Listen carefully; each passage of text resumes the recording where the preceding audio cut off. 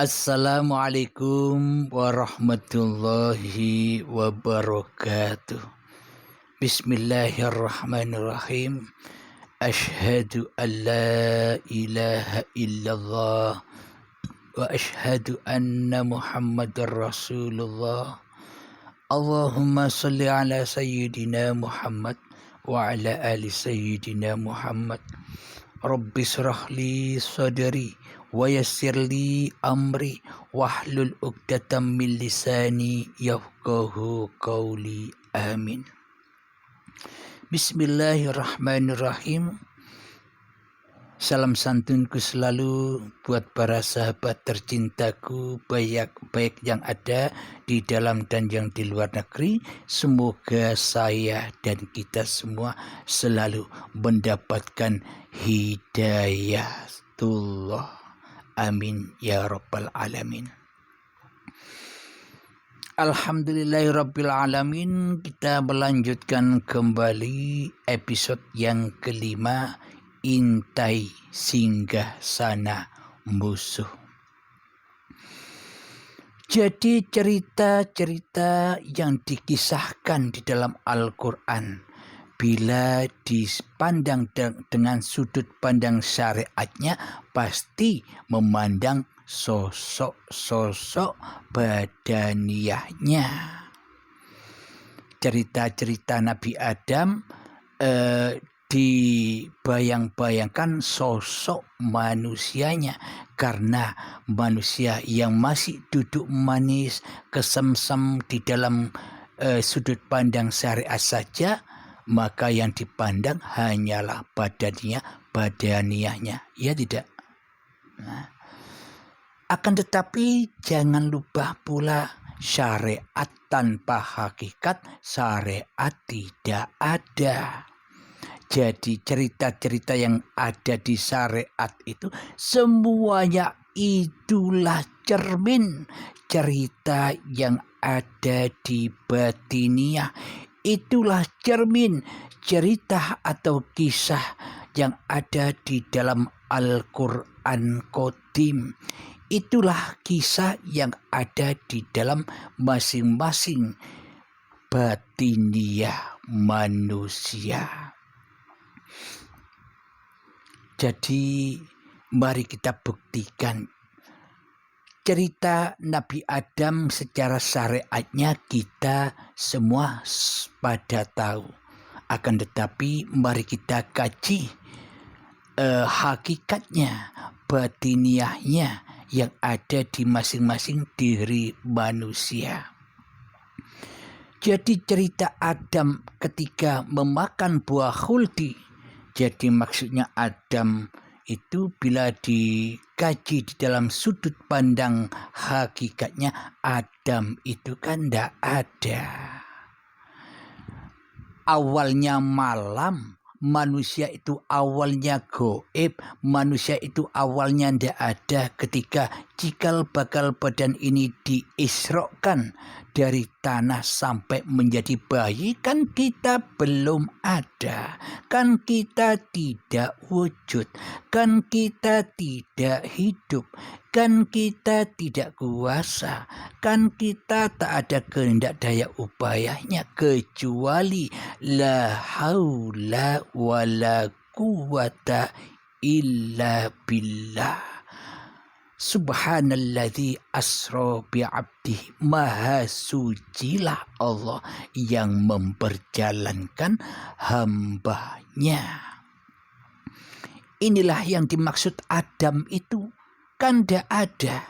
Ketika datanglah detik-detik akil balik tiba, maka Adam makan buah khuldi yang tidak ada merasa ada, sehingga mengaku-ngakui bahwa hidup dan badan ini milik kita. Itulah hakikat kisah dan sejarah Adam yang selalu diceritakan di dalam syariat itu. Hakikatnya demikian. Sudah ada di dalam Al-Quran Qadim masing-masing diri manusianya, siapapun orangnya, apapun agamanya, apapun bangsanya, karena seluruh manusia adalah ciptaan Allah. Seluruh manusia adalah hamba Allah. Seluruh manusia adalah khalifah Allah. Seluruh manusia adalah Rasulullah. Tapi ini babakan batiniah lo ya. Babakan hakikatnya lo ya. Bukan syariat. Kalau syariat tetap Kanjeng Nabi Muhammad secara dohir itu Nabi yang terakhir. Untuk contoh sebagai panutan seluruh manusia. Akan tetapi pun juga ada babakan Rasul atau Muhammad yang ada di dalam diri. Jadi contohlah Kanjeng Nabi Muhammad sebagai Rasulullah dan contohlah di dalam hati kita. Jadilah utusan Allah, jadilah Rasulullah daripada menjadi utusan iblis dan setan, daripada menjadi rasul iblis dan setan yang teraplikasi di dalam hati kita, hawa nafsu kita sendiri selama ini. Nah, sinkron bukan antara syariat dan hakikat? Karena syariat itu ada lebih dulu, keberadaannya hakikat dulu, kemudian syariat. Jadi syariat itu takkan pernah ada tanpa hakikat. Jadi wujud manusia ini takkan pernah ada tanpa wujudullah. Inilah yang dimaksud la ilaha illallah. Inilah yang dimaksud la maujudan illallah. Dan inilah yang dimaksud la haula wala quwata illa billah. Nyatalah, ya kan? Jadi nyata. La haula wala quwata illa billah, nyata bila kita kembali bermakrifat kepada siapa sih sejati diri manusia kita ini yang tak wujud, yang tak ada, yang goib, yang tak bisa apa-apa, yang tak bisa berkuasa apa-apa, yang tak bisa bergerak ke sana dan kemari. Maka kembalilah menjadi Adam, maka kembalilah menjadi goib. Maka bila kita sudah makrifat kepada hakikat diri sejati manusia kita yang tak wujud, maka wujudlah Allah, maka nyatalah Allah. Jadi jangan salah paham. Kebanyakan manusia belajar ilmu tauhid, belajar hakikat dan makrifat, salah paham. Manusianya yang ngaku-ngaku jadi Allah. Itu salah paham. Sehingga kesalahpahamannya diaplikasikan meninggalkan syariat-syariat agama, meninggalkan ibadah dan sholat secara syariat.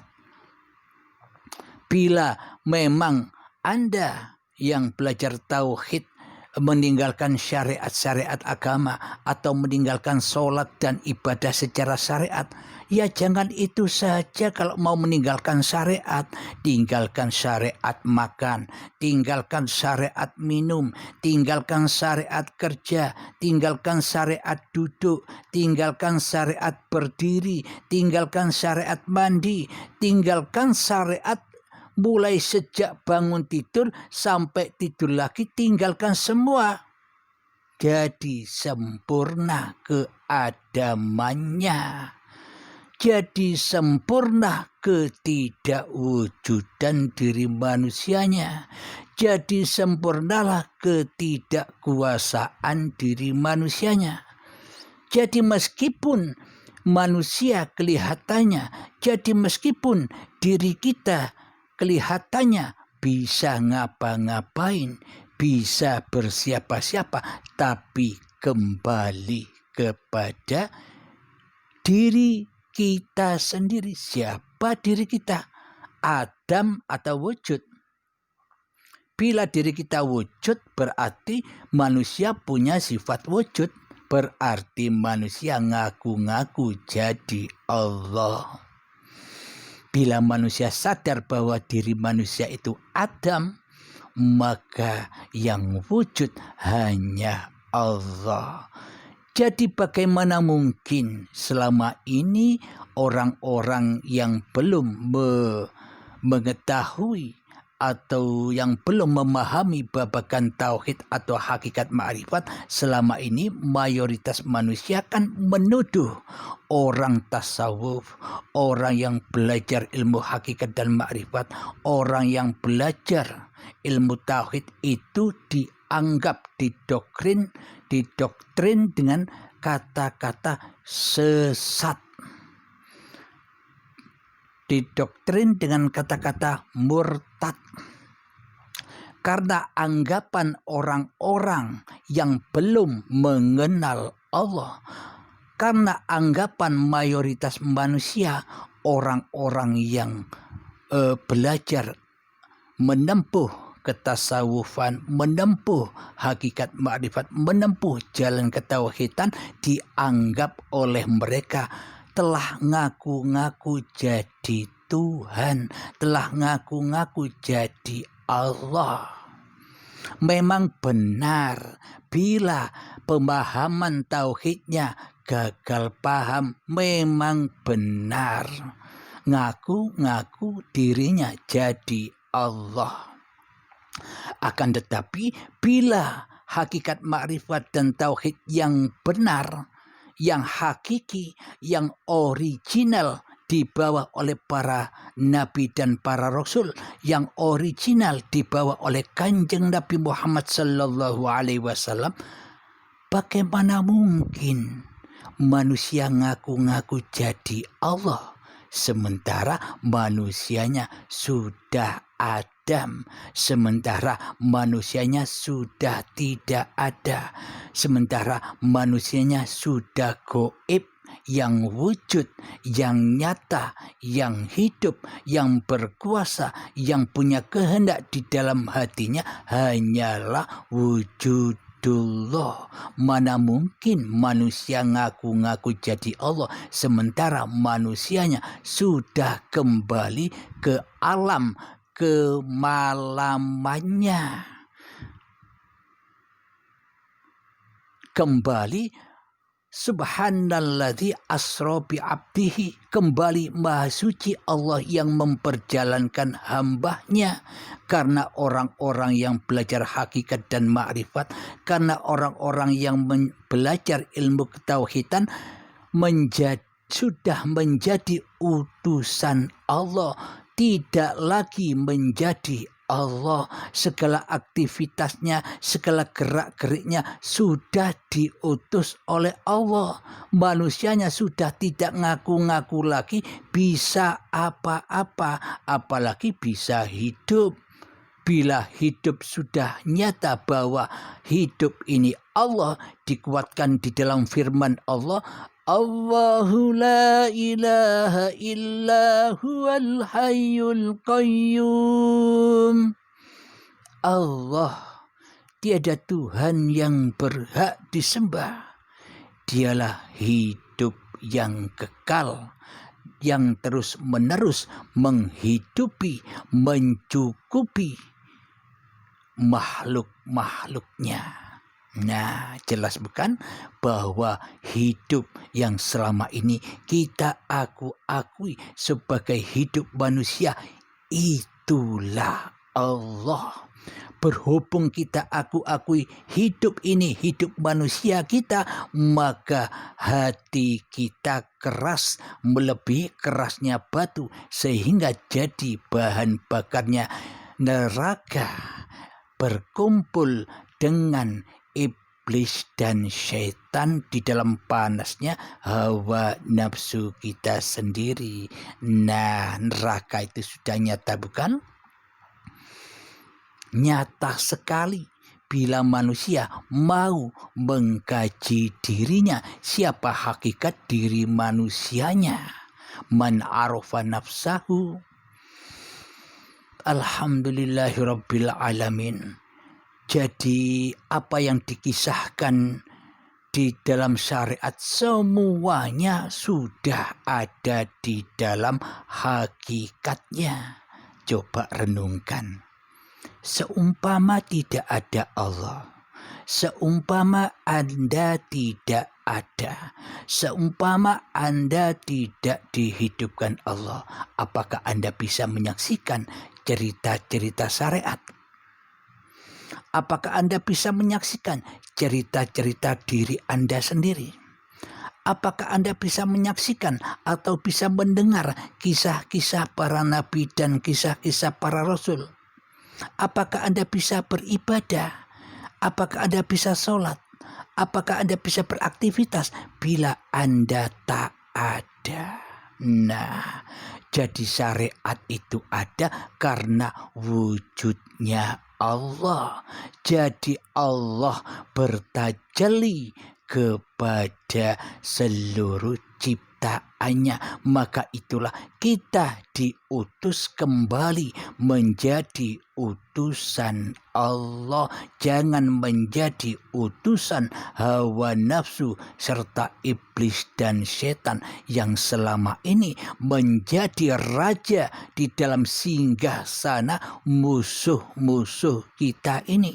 Sehingga selama ini kita diperbudak di dalamnya, kita dibodohi di dalamnya, hingga kita kumpul dengan mereka di dalam nerakanya Allah, diazab oleh Allah. Apa bukti azabnya? Apa bukti nerakanya?